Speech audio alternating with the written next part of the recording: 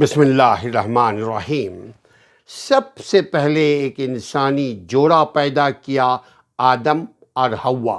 دنیا کے تمام انسان ایک نسل سے ہیں۔ کس بات پر ہے؟ اسلام کے معاشرتی نظام کی بنیاد قرآن اور سنت پر ہے۔ اسلام کے معاشرتی نظام کی بنیاد کس بات پر ہے؟ کس پر ہے؟ اسلام کے معاشرتی نظام کی بنیاد قرآن اور سنت پر ہے کہ دنیا کے تمام انسان ایک نسل سے ہیں۔ اللہ سبحانہ و تعالیٰ نے سب سے پہلے ایک انسانی جوڑا پیدا کیا آدم اور حوا کی صورت میں۔ اس نام سے ہم آپ واقف ہیں۔ جوڑا پیدا کیا اور اس سے ان تمام لوگوں کو پیدا کیا جو آج ہمارے آپ کے درمیان موجود ہیں۔ اس دنیا میں ہم سب آباد ہوئے، جیسا کہ ارشاد باری تعالیٰ ہے، اعوذ باللہ من الشیطان الرجیم، یا ایھا الناس اتقوا ربکم الذی خلقکم من نفس واحدہ وخلق منہا زوجہا۔ سورہ نساء آیت نمبر 1۔ اے لوگو، اللہ سبحانہ وتعالیٰ فرماتا ہے کہ اسلام کے معاشرتی نظام کی بنیاد کس پر ہے۔ اس سلسلے میں اللہ سبحانہ وتعالیٰ فرماتا ہے، اے لوگو اپنے رب سے ڈرو۔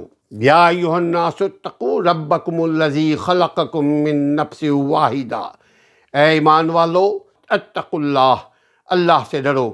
اے لوگو اپنے رب سے ڈرو جس نے تمہاری پیدائش کی ابتدا ایک جان سے کی، پھر اسی سے اس کا جوڑا پیدا فرمایا، پھر ان دونوں میں سے بکثرت مردوں اور عورتوں کی تخلیق کو پھیلا دیا۔ اور ڈرو اس اللہ سے جس کے واسطے سے تم ایک دوسرے سے سوال کرتے ہو، اور قربتوں میں بھی تقوی اختیار کرو، بے شک اللہ تم پر نگہبان ہے۔ اس تصور کی بنیاد پر اولاد آدم کو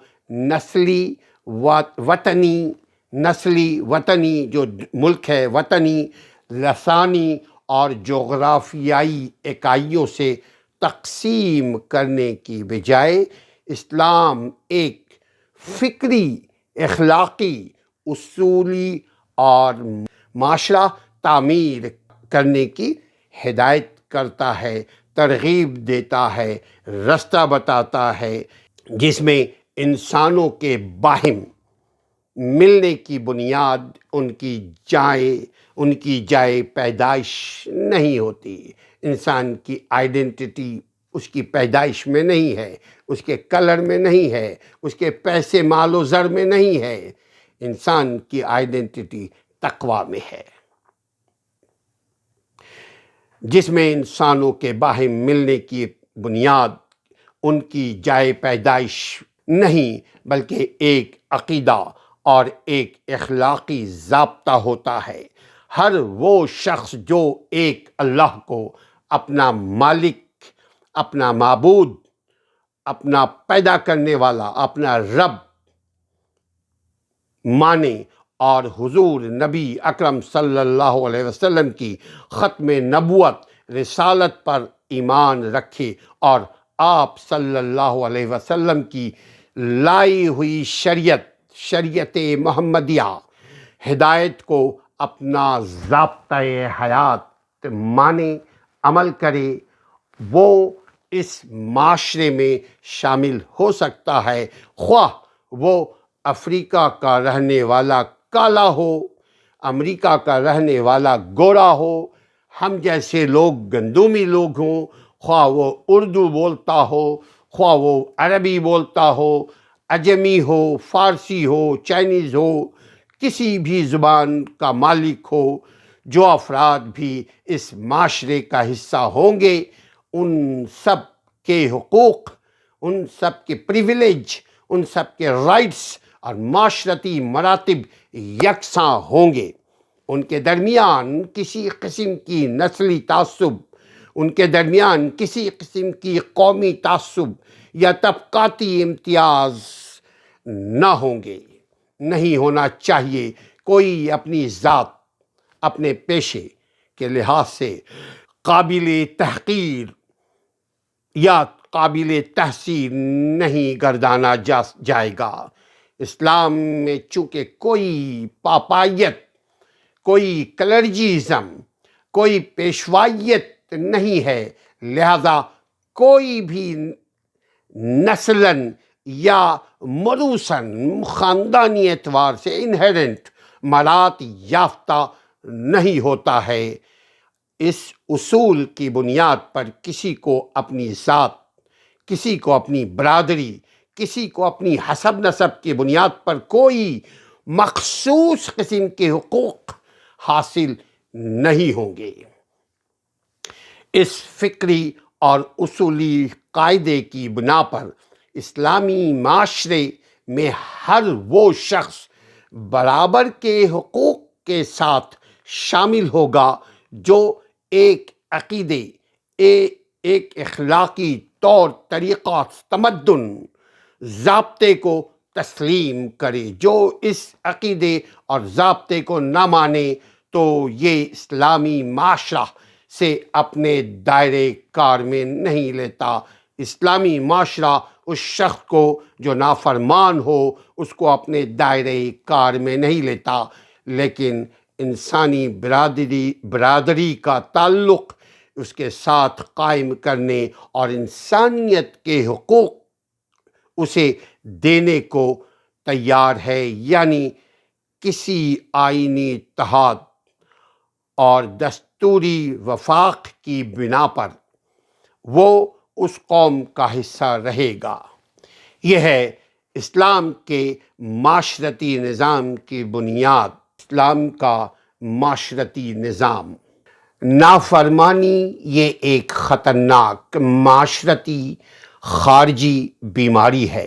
ڈس اوبیڈینسی، فیلئر اور ریفیوجل to obey rules and regulations and laws someone in authority۔ یہ وہ نافرمانی، یہ وہ معاشرتی سوسائٹیکل بیماری ہے جو 5 طرف سے انسانوں پر حملہ آور ہوتی ہے۔ اس کا 5 رخ ہے، 5 سمت سے ہم پر حملہ آور ہوتی رہتی ہے نافرمانی۔ یہ معاشرتی بیماری ہمارے 5 طرف سماج میں پل رہی ہوتی ہے۔ آنکھ سے یہ بیماری داخل ہوتی ہے، لرن کرتے ہیں ہم۔